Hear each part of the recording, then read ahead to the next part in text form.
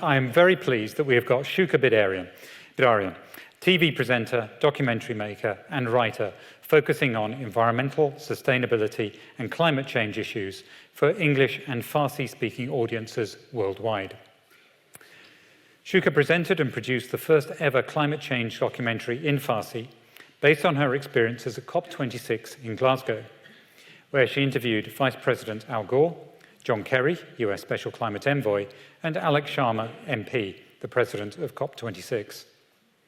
Subsequent documentaries have focused on the plight of the Asiatic cheetah and the fate of international conservationists imprisoned in Iran. Shuka is an award-winning Climate Reality Project foundation mentor and leader, and led their 100% Committed campaign in Europe.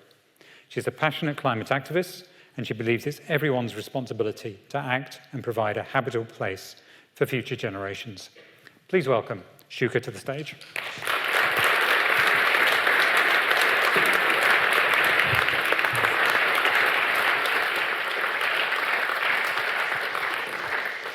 Wow, good evening and greetings. It's such an honor to address such a distinguished audience here at the Royal Geographical Society tonight. And I'd like to thank the President, the Director, and the Royal Geographical Society for this invaluable opportunity.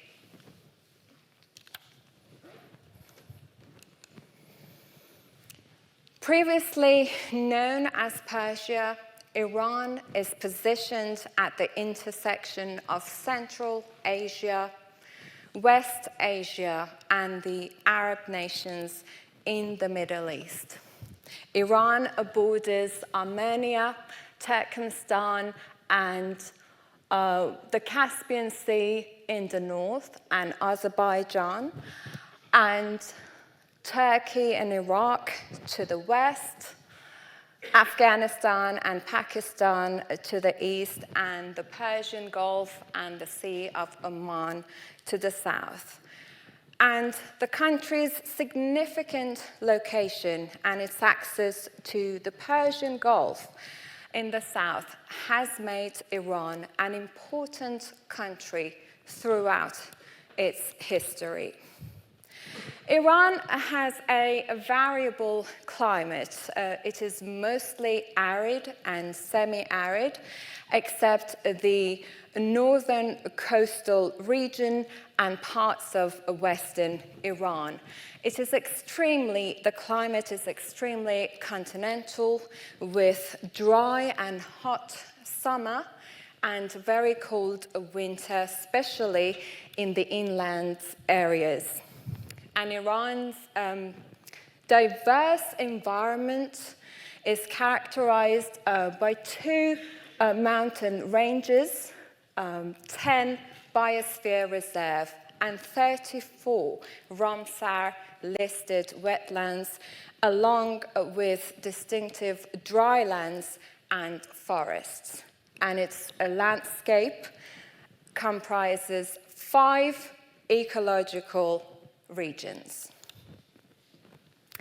Hyrcanian and Caspian ecological region. This area covers the green belt, the southern boundary of the Caspian Sea, and the northern terrain of the Alborz mountain. And because of its fertile soil, temperature changes, and numerous rainfalls, this area is rich in plant species.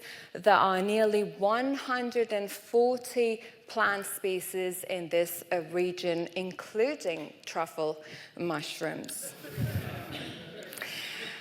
And so I couldn't resist but to show you my namesake. I'm from the north, where the Shuka roams free, like me, roaming in North London. Shuka is a miniature roe deer. It's reddish and small. Of course, it lives in the Hyrcani forests in the northern part of Iran. Iran-Turani zone, this ecological region covers most of the central plateau of Iran. And due to variations in topography and altitude, this area is split into two mountainous ranges with a cold climate. And of course, in the center, you can see the desert region known for its very hot and dry weather. And of course, because of its extensive size, this area hosts a diverse array of plant species, accounting for 69% of Iran's total flora. Aras-Baran ecological zone. The Aras-Baran forests, as you can see, are located in the province of East Azerbaijan and northwest of Ardabil province. These are part of the semi-humid forests of Iran. And what you can see on the left-hand side is Lake Urmia. Lake Urmia was the world's second largest hypersaline lake and the largest terminal lake in West Asia prior to catastrophically losing more than 90% of its surface area over the last few decades as a consequence of over-extraction of its inflow waters for agricultural use. And so UNESCO has safeguarded the Aras-Baran forests as a biosphere reserve since 1976 due to its rare, unique plant species and rich biodiversity. And then we have the Zagros ecological zone. Certain references trace the Zagros oat forests back to 5,500 years ago. These forests developed and spread due to the rainfall originating from the Mediterranean system and the Black Sea, and it's spanning from West Azerbaijan all the way down to the province of Fars. Persian Gulf Omani ecological zone.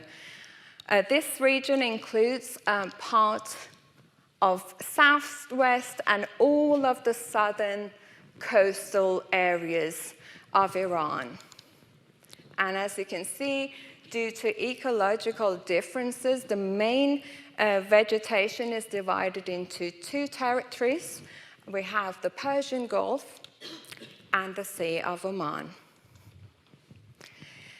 And of course, because of where Iran is located and its climatic and topographic diversity, Iran has also a high variety and diversity of animal species. There are 192 mammal species from 34 families living in Iran. But at the moment, unfortunately, Iran's wildlife and all of its ecosystems are facing a critical threat of extinction and environmental degradation. But before we delve into Iran's environment and all the relevant issues, let's explore this millennia-long history and culture of Iran. And I must confess, history is really not my forte. So I've got my little note here just to make sure I don't mistakenly taking you time traveling with my misplaced dates. So I've got the dates written here. Iran is one of the oldest nations in the world, with a history dating back tens and thousands of years. And so the country's first great city, Susa, was built in the Central Plateau around 3200 BC. And in 559 BC, the Persian Empire arose in the southwestern Iran and conquered the Mesopotamians and the Egyptians. The Achaemenid Empire eventually extended from the Mediterranean all the way down to what is now known as Pakistan. Later, of course, it was conquered by the Greeks in 330 BC, but we're not going to talk about that. There is a running joke between me and my partner, who is English, by the way, and I think he has learned by now that almost everything was invented by the Persians. Known today as the Cyrus Cylinder, this ancient record has now been recognized as the world's first charter of human rights. It's been translated into all 6 official languages of the United Nations, and its provisions parallel the first 4 articles of the Universal Human Rights Declaration of Human Rights. And it's rather ironic, considering that currently and at the moment there are no human rights in Iran. So another running joke that I need to share with you, not only the Persians invented everything, we Persians also know that when things go wrong, it is because the British are coming. So to prove my point, as you can see, trousers and the color purple were invented by the Persians. Color purple is rare in nature, and in one instance is found in the mucus of a sea snail. Quite an ugly process. It used to be refined in Africa. The process was kept secret, but then the Persians used to dye their fabric with the color purple. And so the color purple was more expensive than gold, and that meant that having all your customs dyed in purple is a symbol of power in the Achaemenid Persia. This was, of course, later adopted by the Greeks and the Romans. As you may have noticed, some of the artifacts that I have shown here are at the moment kept at the British Museum. We Persians, of course, have been all bit untwisted about it. But with the current totalitarian regime in Iran, which does not value the rich history of Persia, my mom used to say, well, it's actually a good thing that they're not here and they're kept in the UK. At least there, we know that they are being looked after. So back to my history dates. So the Greeks were eventually replaced by the Pawnee nomads around 260 BC, ruling for roughly about 500 years. And the Sassanids, or the House of Sassan, took over in 224 AD, endured for over 4 centuries, making it the second longest-lived Persian imperial dynasty after Achaemenid Persian dynasty. And so, unfortunately, the great Persian Empire was conquered by the Arab Muslims, and after the Arab conquest of Persia, we have had roughly around 20 big and small imperial dynasties. And the last one was Pahlavi. In the late 18th century, foreign powers, including Russia and Britain, took control of many parts of Persia. And in 1921, a Persian army officer named Reza Khan took control and sought to end the outside and foreign influence.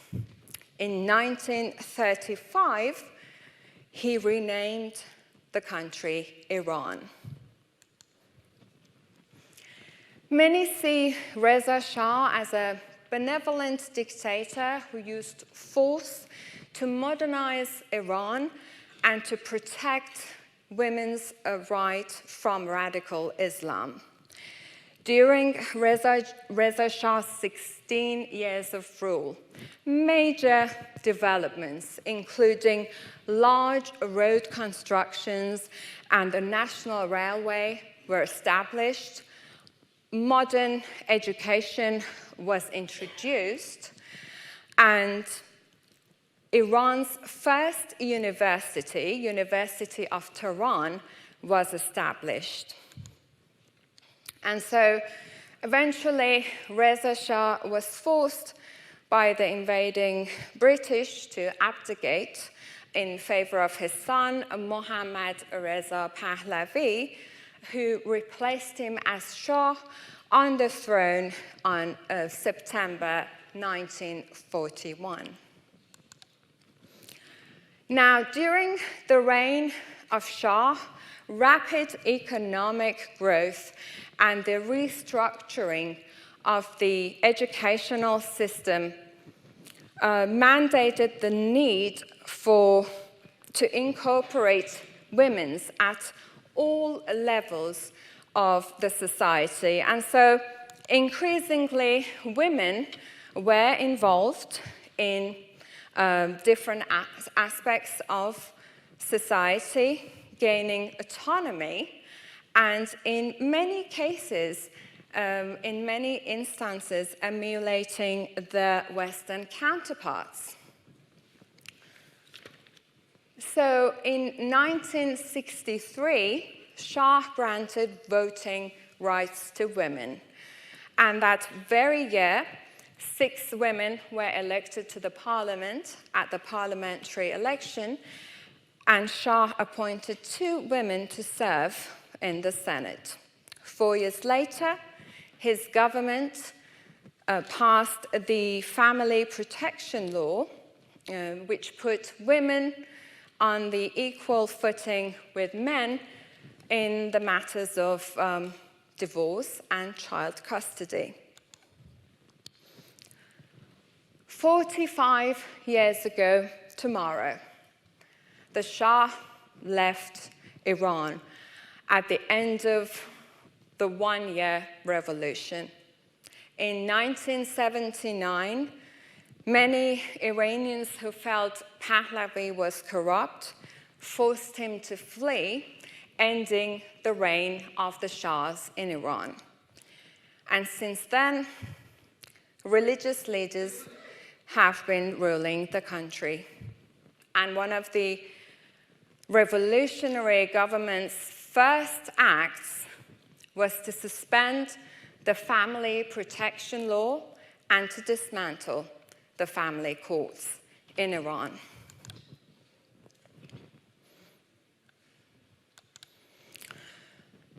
This is a historic image in Iran's history. Iranian women rebelled against the 1979 hijab law. And this was the last day women were able to walk the streets of Tehran and Iran with their heads uncovered. Over the past 4 decades, there have been multiple instances where Iranian people rose against the regime, but it is evident that every time they have been forcefully suppressed by the Islamic regime. And the latest movement was the Women Life Freedom movement in September 2022, following the death of Mahsa Amini, who died while in police custody for improper attire. The Iranian people have been striving for democracy for well over a century. And for the past 44 years, and after the overthrow of the Shah, they have been oppressed by a dictatorship, also known as the Islamic Republic, a theocracy that controls all aspects of people's lives. And this, of course, has had a huge impact on Iran's environment.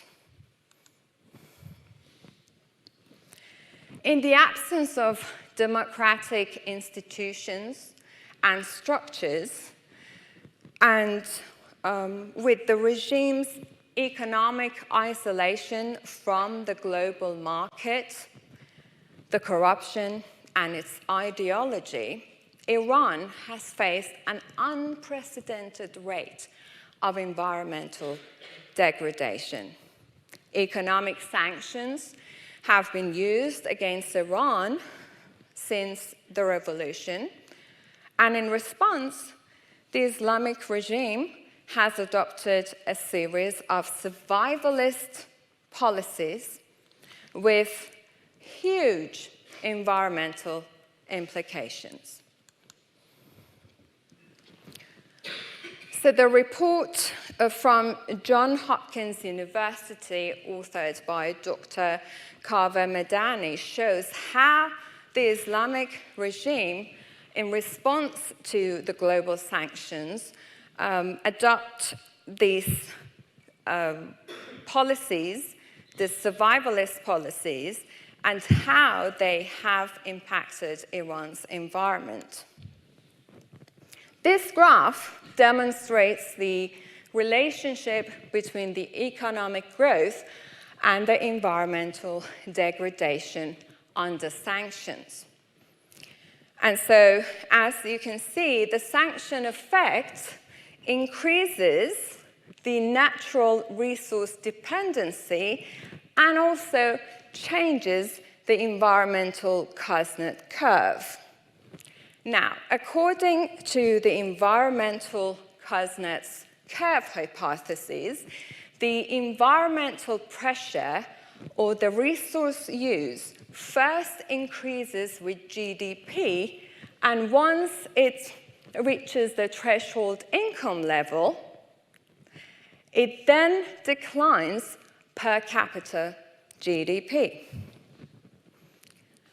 And so sanctions can also reduce the relative importance and urgency of environmental sector for the policymakers in comparison to other issues such as unemployment, defense, national security.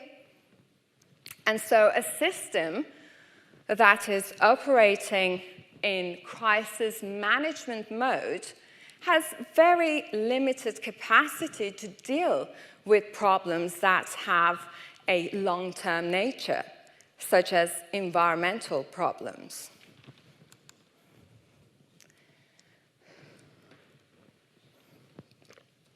Sorry, I just found out where the water was. In this situation,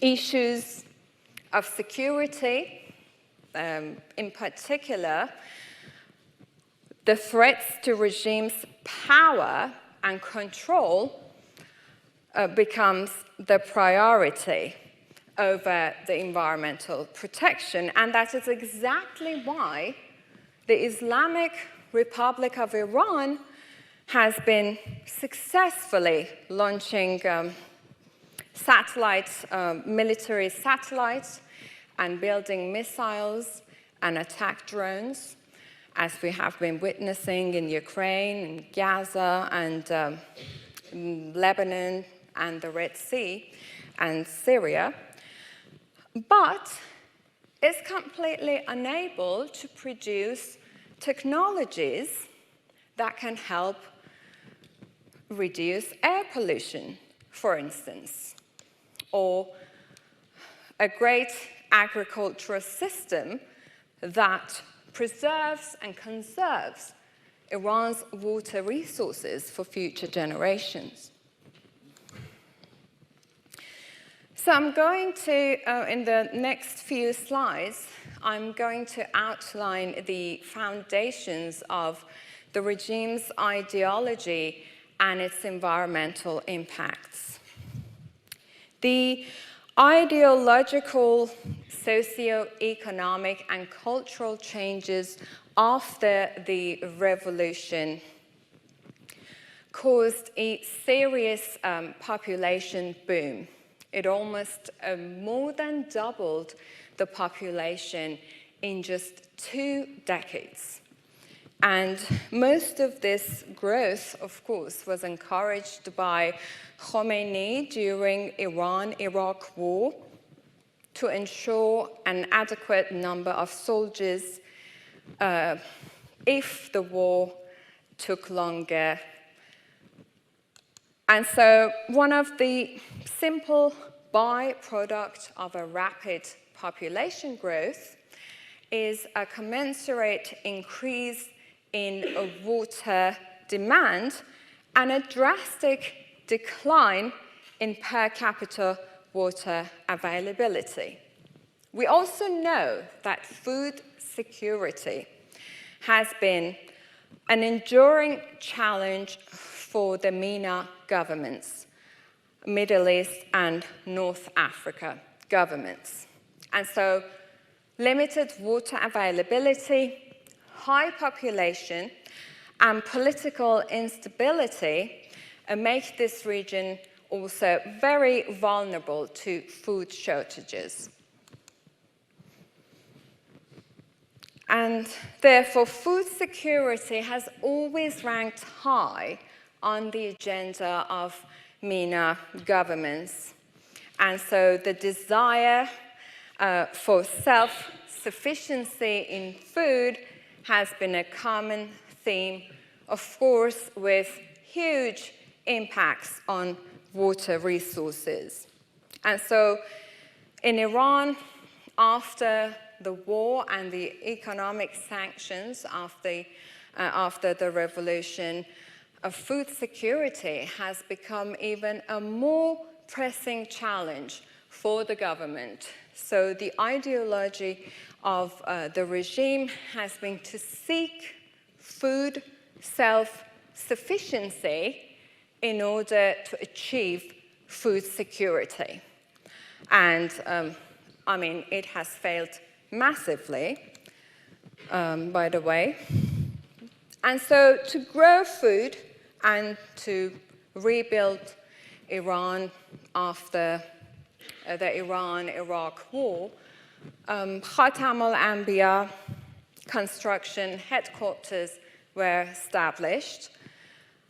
This engineering firm is fully controlled by the Islamic Revolutionary Guard Corps, IRGC, and it is a highly corrupted organization that spends thousands and even millions of dollars of people's money on destruction of Iran's environment through mega dam building and water transfer projects, and even more recently, the desalination projects, all of which are the root cause of the depletion of surface water resources in Iran. And so to grow strategic crops, meaning water-intensive crops in an arid and semi-arid area, you need irrigated farming. So when you're low with your surface water resources, your next option is to over-extract your groundwater resources.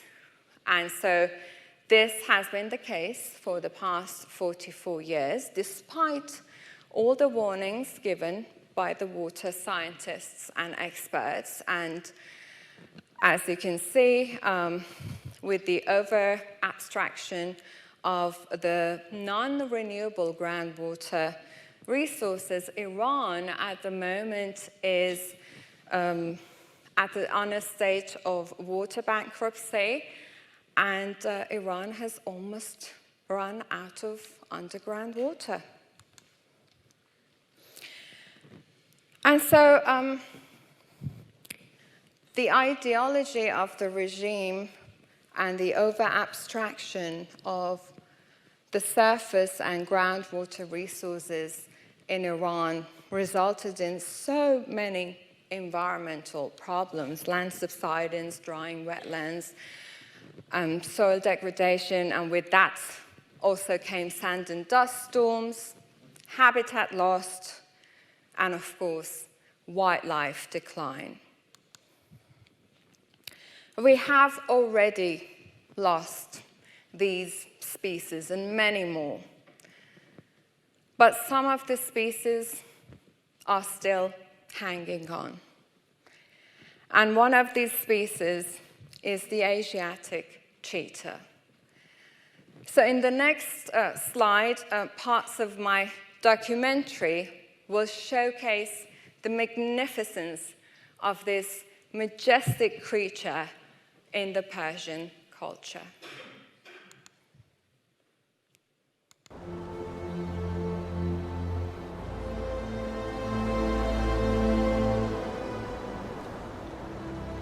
The Asiatic cheetah. This graceful large cat has roamed vast areas for millennia, but is now facing an increasingly uncertain future.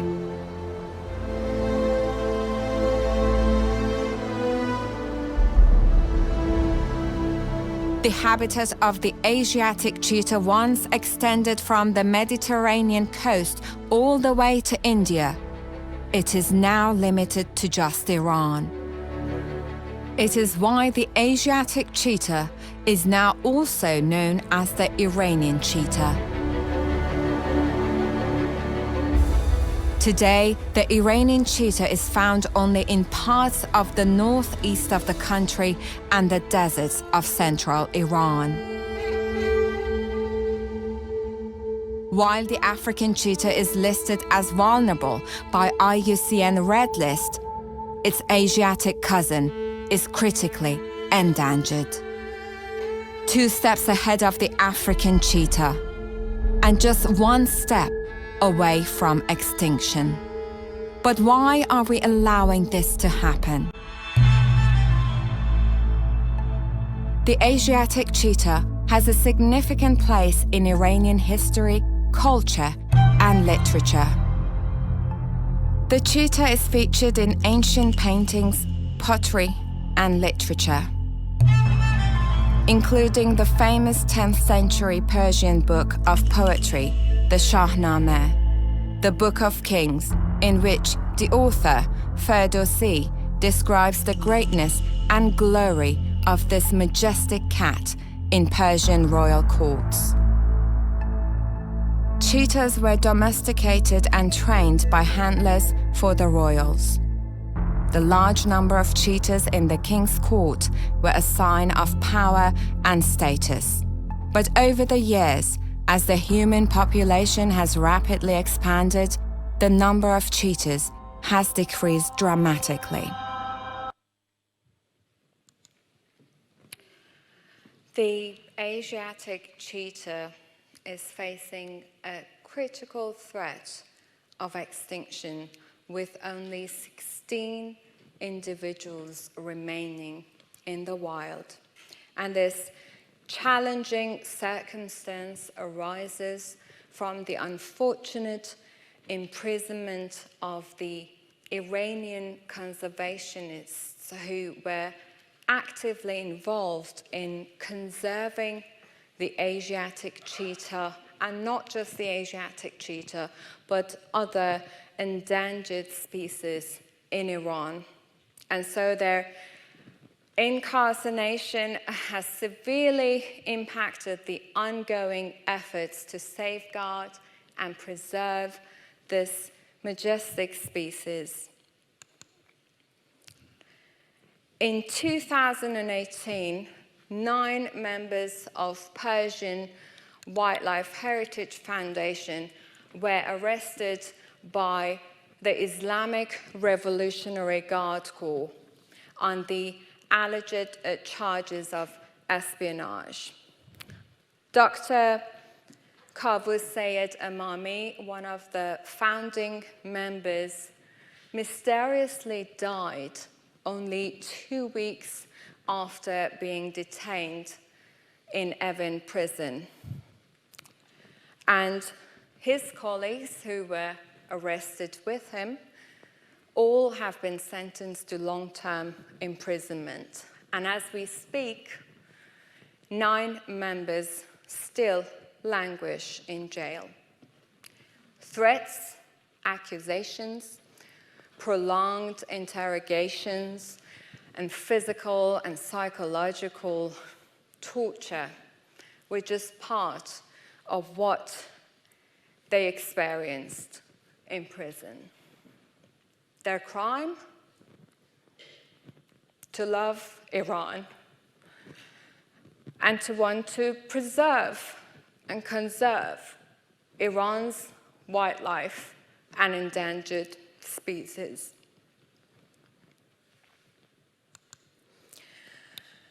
So, as the Asiatic cheetah facing a critical threat of extinction and its only saviors remaining imprisoned, the African cheetahs witnessing a more promising future. And I've had the honor to be invited to see the amazing conservation efforts on the ground in South Africa. Oh my God.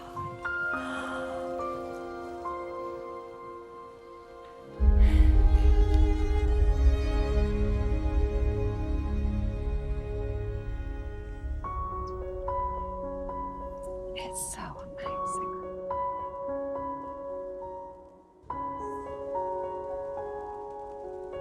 Can I come? Come.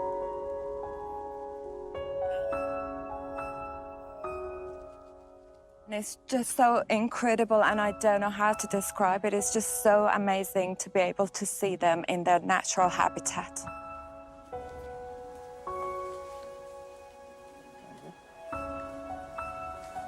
Let's see if we can get another view from that side as well. I just want to have another good look at them. They're brothers. All arrived at the reserve 7 months ago, and they're adapting well to conditions on the reserve. In this area, we don't have any predators, so they might be a little bit vigilant, but not as vigilant as we want them to be. Right. And that forms part of the phased releases. Although we can't put predators in here, we can take the stresses away from their next release point. Right. There they will learn to adjust to predators and become even more vigilant. So it's not just a matter of they need to be able to hunt. They need to be able to consistently hunt with no additional help or support from anybody on the ground. We've made the decision early on that it needs to be a success, and we'll do whatever we can to make it a success, but at no point will we put cats back into captivity.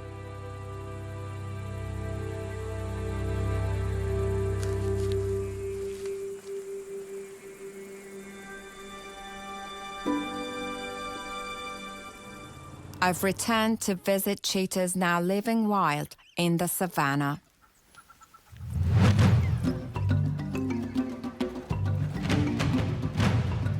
There's abundant prey and plenty of space for the cheetahs to roam.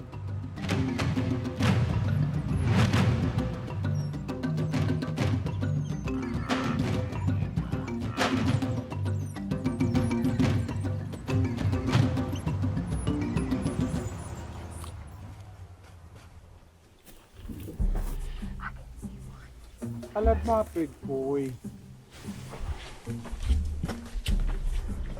Just go back to 25. Just to the right-hand side of that branch is a green bush. Look through that green bush, you'll see him looking at you. I've got that flat ear, look at this. Oh, hello. Kai is watching us closely from behind the bushes. Lizuko is sitting on the other side.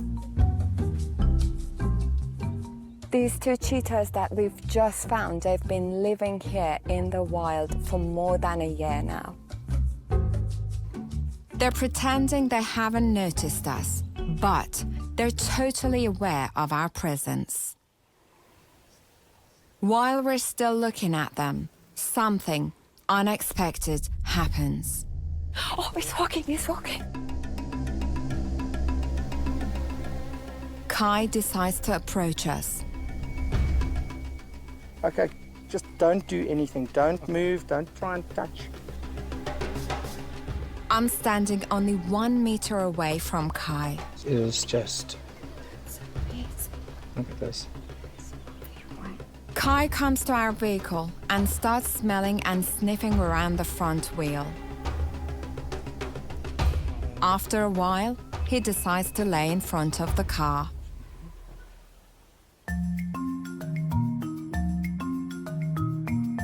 Lizuko usually avoids people, but he is curious to see what Kai is doing.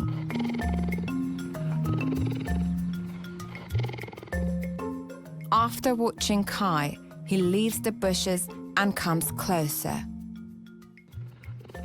Look, Mana, he's looking at you again with so much love and purring.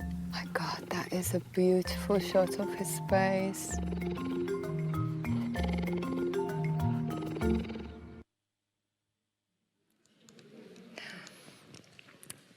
South Africa is a leading country in captive breeding of African cheetahs with so many successful stories. And Ashia is one of them. Ashia is a world-class conservation sanctuary and organization, excels in reintroducing and rewilding captive bred cheetahs. And what's intriguing about Ashia, it's its genetics data center, aim to ensure the genetic diversity of African cheetahs and to prevent inbreeding through constantly transferring these African cheetahs across South Africa and, of course, the neighboring countries. And moreover, the South African government recently published a comprehensive report on the status of the African cheetahs, examining management strategies, potential research and conservation opportunities for the species. And they have been very successful in gradually increasing the population of the African cheetahs. But here is what unfolded when the Iranian government visited South Africa to learn more from the experts. The second half of 2019, the Department of Environmental Affairs, DOE of the Government of Republic of Iran, together with the Iranian Cheetah Society, visited us and wanted to know more about how it works in protected areas and how you can do breeding with, at that time, 30 still left Iranian cheetahs.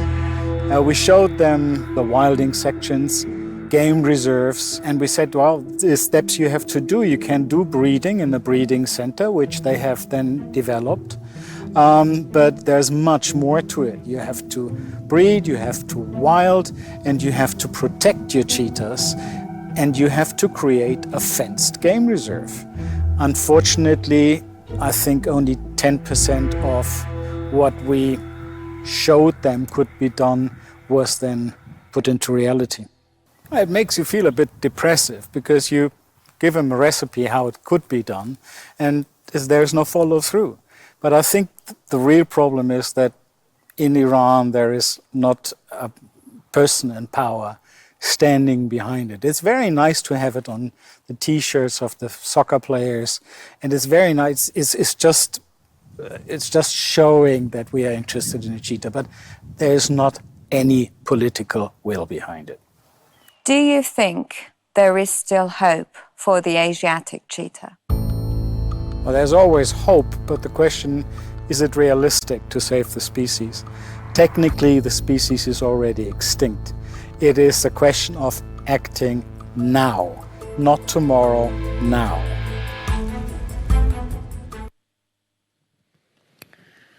This documentary was produced last year, by the way, and the situation is still critical for the Asiatic cheetahs. So it is important to note that what's been presented here is merely a glimpse of the broader situation in Iran. And as highlighted here, the Iranian regime has consistently demonstrated divergent priorities over the past 44 years, indicating that Iran's wildlife, the environment, and even people are not their primary concerns. And so it is evident, in order to preserve and conserve Iran's wildlife and environment and to protect its people, the sole path towards is the establishment of democracy. And I know many of you complain about the UK, and I so understand this hard-fought democracy that you've upheld for centuries is so precious. It's so precious, and it needs to be cherished and developed further. But your women are not beaten to death for not covering their hair. Your women are not shut in the eye and disfigured for peacefully protesting for the most fundamental human rights. Many lives have already been lost, and a huge number still remaining in prison. And in a scenario where the leader of the country has his own army and huge resources, people do not stand a chance to overthrow the regime and achieve democracy. But let us imagine a free Iran, a democracy in the heart of the Middle East, a free democratic Iran, one that no longer funds terrorist groups, where clean air and water are considered fundamental human rights. In this vision of a free, democratic Iran rooted in justice and the rule of law, civil society's concreted efforts can mobilize decision makers to preserve and conserve biodiversity and to ensure living within environmental planetary boundaries. Together, with the steadfast support from the West, we can turn this vision into a powerful reality, shaping a brighter, more hopeful, and even fairer future for everyone in this troubled region. Thank you.